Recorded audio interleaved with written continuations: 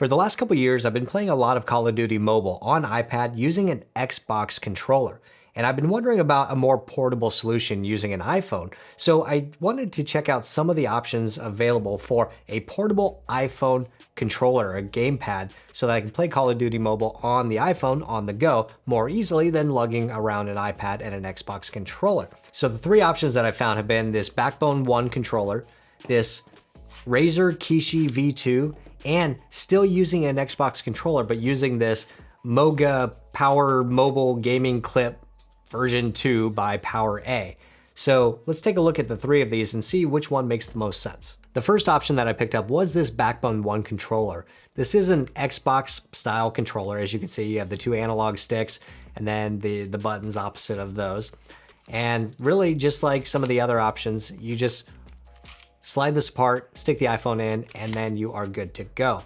What's nice about these type of controllers is that there are no batteries that you have to worry about. It gets the little bit of juice that it needs from the iPhone itself, which is negligible or has a negligible impact on the iPhone. This Backbone One controller does come with this additional pad here for the iPhone 13 and 14. It works pretty well holding the iPhone in there. For older iPhones, you don't need this pad. The iPhones will just slide in there. But because the camera bumps on the iPhone 13 and 14 are so large, they had to include this extra pad so that the iPhone would fit. So connecting the iPhone is as easy as you would expect. You spread it apart, you insert the lightning connector into the bottom of the phone, and then press it together so it's securely in the controller. So you can move it around, use it, and you shouldn't worry too much about this thing falling out.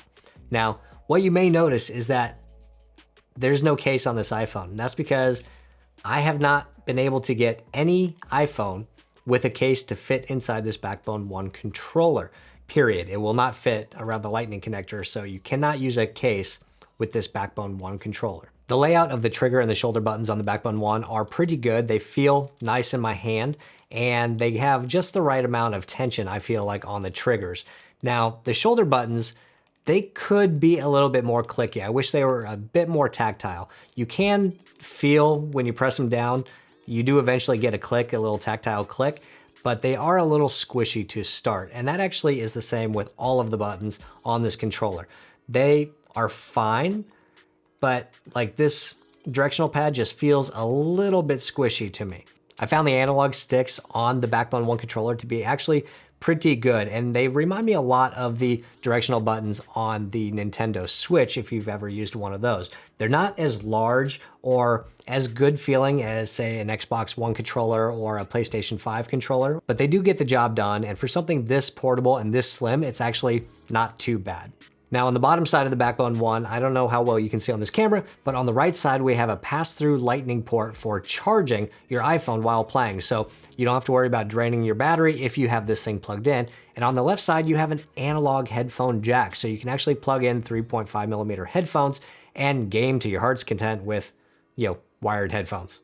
Now the Backbone Plus app does have the ability to act as essentially a game center or just a game library where you can launch apps from different services, whether that's Apple Arcade or the Xbox streaming service or that Stadia service that's going away. But you do actually have to sign up for a subscription service to use it. It's $50 a year, but the first year is free. So next up, I have the Razer Kishi V2. This is the newest controller that has come out, and it is very similar to the Backbone One controller. So you can see that just like the Backbone One controller, you slide it apart, you insert the lightning connector, and you push it together. There are pads on this controller that are removable.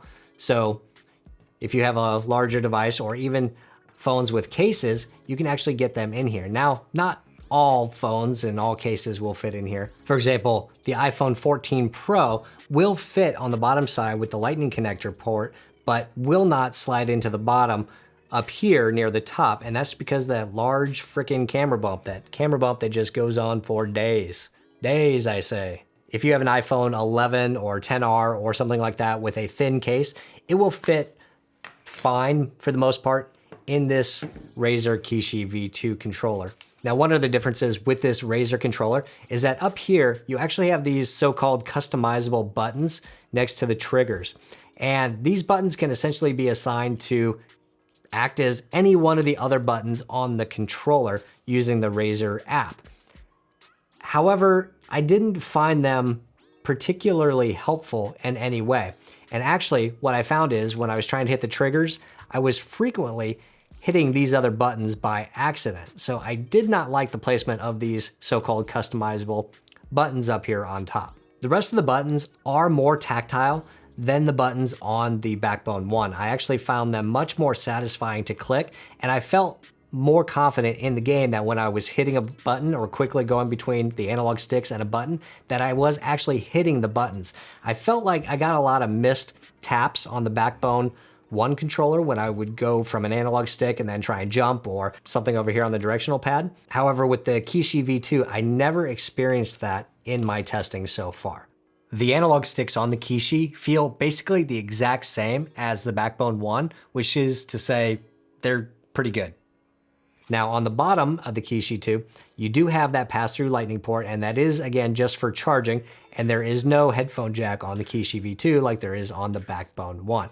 The Razer Nexus app can also act as a game launcher. However, there is no charge to use the Razer version compared to the Backbone. Now, like I said, I've been playing for the last couple years using an Xbox controller, and this is definitely my preferred controller type. And one thing that is very noticeable going from this to a controller like this is actually where the button placements are. So these are Xbox style controllers where you have the buttons up here above the analog stick, and then you have the directional pad below the analog stick on the left.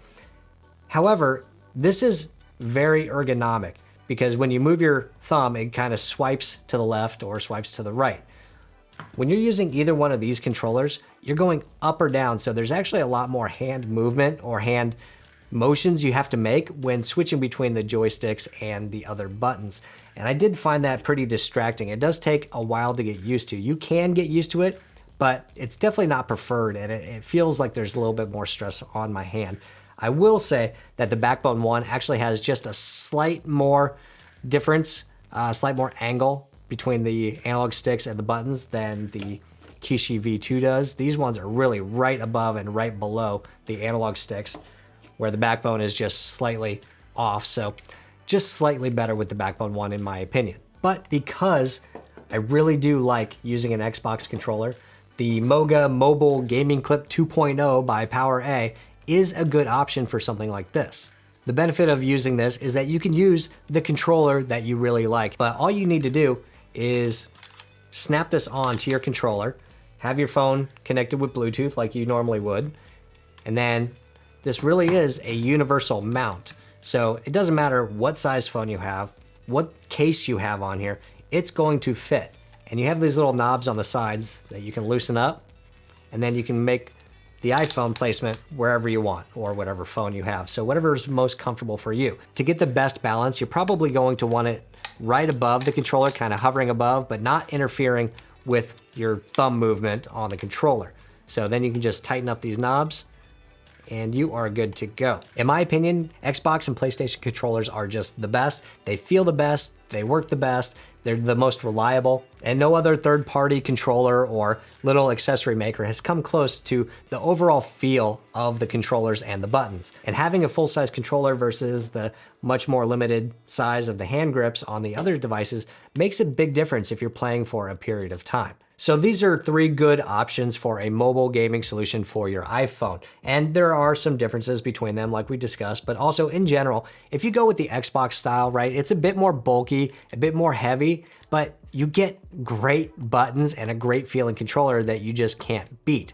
There are, however, batteries that you need to worry about because you need to either have a rechargeable battery pack or you need to have replacement batteries on hand.